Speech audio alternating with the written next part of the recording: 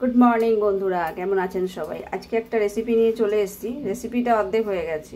এই যে এটা হচ্ছে লাউ পাতা। লাউ পাতার মধ্যে সর্ষা, নারকেল, কাঁচা লঙ্কা আর একটু রসুন দিয়ে একটা পেস্ট বানিয়ে এর মধ্যে দিয়ে পুর করেছি। এটা হচ্ছে লাউ পাতার বড়া আর কি। চলুন দিয়ে দিই। আর এই যে গায়ের মধ্যে একটুখানি কর্নফ্লোর মাখিয়ে দিয়েছি যাতে খুলে না যায়। এটাতে আপনি চালের গুঁড়ো ইউজ করতে পারেন। এখানে আমার তেলটা গরম হয়ে গেছে, আমি একটা একটা করে ছেড়ে দিচ্ছি।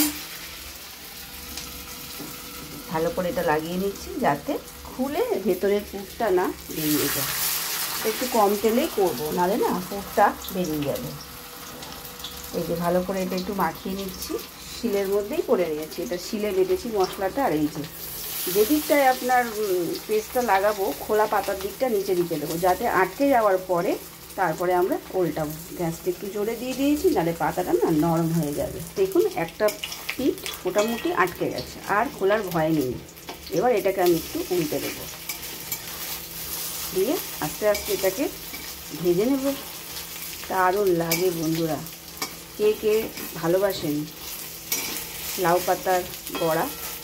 এটার মধ্যে অনেক কিছু পুর দেওয়া যায়, যেহেতু আজকে শনিবার তাই জন্য নিরামিষ করেছি। নালে এতে আপনি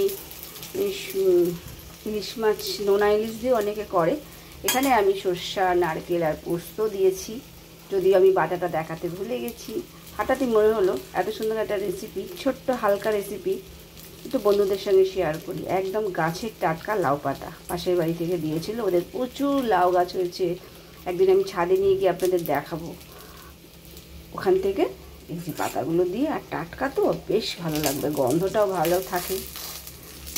লাউ পাতার মধ্যে কুমড়ো পাতা দিয়েও করা যায়, আমি এটা লাউ পাতা দিয়ে করেছি বন্ধুরা। আর গ্যাসের সেম কিন্তু ফুল রেখেছি। এখানে আমি কমাবো না, আগে একটুখানি যাতে পাতা থেকে জলটা না বেরিয়ে যায়। মশলাতেও জল আছে, একটু হলেও তো জল দিয়ে বেটেছি, তাই না বলুন? তাই জন্যে এইটা সিম করবো না, এটাকে ফুল আছেই আমি কড়কড়ে করে ভেজে নেব। দারুণ খেতে লাগে গরম পাতে। একটুখানি ঘি দিয়ে কিংবা ঘি ছাড়াই এটা দিয়ে মেখে ডাল পাশে নিয়ে অসাধারণ লাগে। দেখুন এক পিঠটা পুরো লাল হয়ে গেছে আমার। একটু এরকম বেশ কালো কালো হলেই না খেতে ভালো লাগবে, মচমচে। এবার উল্টে দিয়েছি আমি আর একটা পিঠ। আঁচটা কিন্তু কমাবেন না, ঠিক আছে? নাহলে পাতাটা না নরম হয়ে যায় আর জল বেরিয়ে যাবে। হয়ে এসছে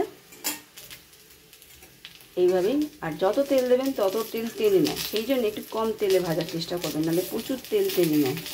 পাতা তো তেল টেনে নিচ্ছে প্রচুর। তেল কড়াতে তেলই নেই, কিন্তু এই যে গরমে যে তেলটা বেরোচ্ছে, এই তেলটার মধ্যেই ব্যাপারটা মচমচে হয়ে যাবে বন্ধুরা।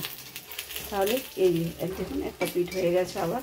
এই যে কড়া কড়া একদম গরম গরম নামিয়ে গরম গরম ভাতের সঙ্গে অসাধারণ লাগে। এই বড়াগুলো দিয়েই ভাত খাওয়া যায়। আর কর্নফ্লোর যেহেতু দেওয়া আছে তাই জন্য বেশিক্ষণ কিন্তু মানে এটা মচমচে থাকবে না। এটা যদি চালের গুঁড়ো দিয়ে আমি করতাম তাহলে কিন্তু অনেকক্ষণ মচমচে থাকতো। যেহেতু সঙ্গে সঙ্গে খাবো, সেহেতু কর্নফ্লোর দিয়েও করা যায়, আমি সেটাই বলতে চেয়েছি। চালের গুঁড়ো দিয়েও খুব ভালো হয়। দেখুন খড়খড় আওয়াজ পাচ্ছেন, একটা মচমচে আওয়াজ এসে গেছে। রেডি আমার লাউ পাতার বড়া। যেহেতু কালকে নীল, আজকে শনিবার, ভালোই হয়েছে। যারা নিরামিষ খান তাদের জন্য আজকে সুবিধাই হয়েছে। যারা কালকে নীলের উপোস করবে, হ্যাঁ বলুন তো কে কে নীলের উপোস করছেন, প্লিজ আমাকে কমেন্টস করে জানাবেন। তাহলে রেডি হয়ে গেল আমার লাউ পাতার বড়া।